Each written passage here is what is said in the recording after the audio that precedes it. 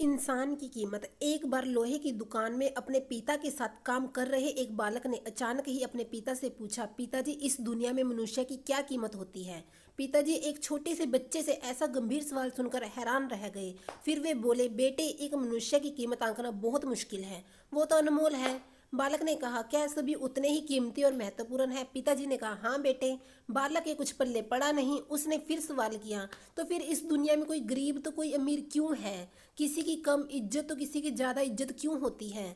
सवाल सुनकर पिताजी कुछ देर तक शांत रहे और फिर बालक से स्टोर रूम में पड़ा एक लोहे का रोड लाने को कहा। रोड लाते ही पिताजी ने पूछा, इसकी क्या कीमत होगी? बालक ने कहा, लगभग 300 रुपये।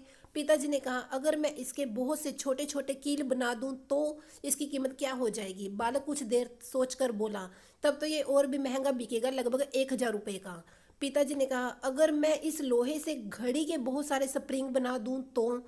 बालक कुछ देर तक सोचता रहा और फिर एकदम से उत्साहित होकर बोला, तब तो इसकी कीमत बहुत ज़्यादा हो जाएगी।